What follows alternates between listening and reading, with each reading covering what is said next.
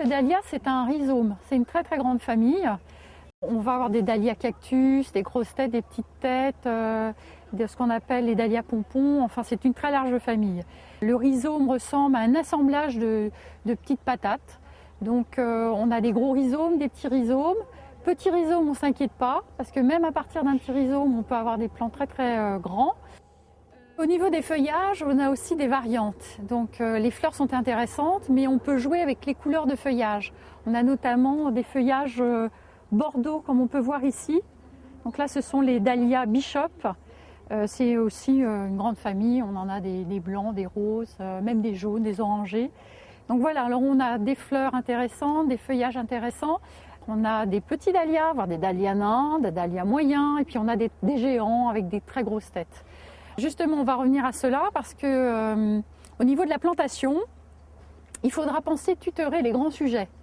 Parce que le dahlia, quand il est un endroit qui lui plaît, c'est-à-dire c'est un gros gourmand, il aime le soleil, il aime la lumière, il aime l'eau, et on peut avoir des sujets très importants comme on peut voir dans ce jardin.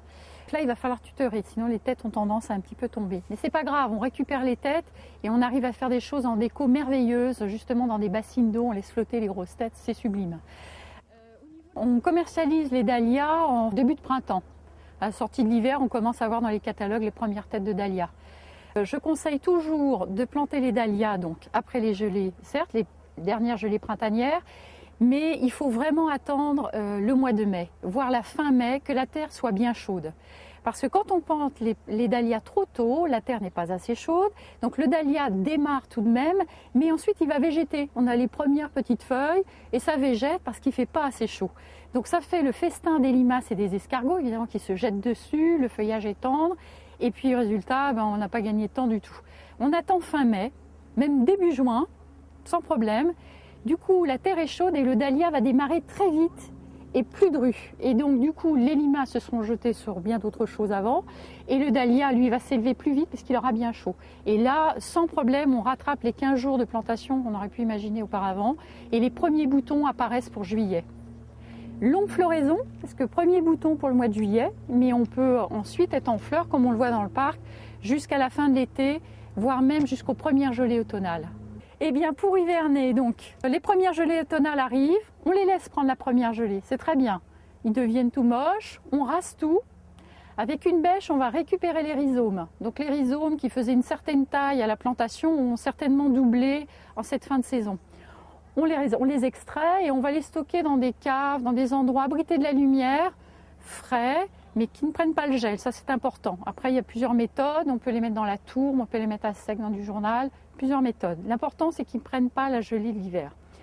J'ai de plus en plus de clients qui trouvent que c'est beaucoup de peine et qui paillent les dahlias. Et en effet, si l'hiver n'est pas trop rude, ça peut passer. Si c'est planté entre les murs, dans des endroits protégés, ça passe.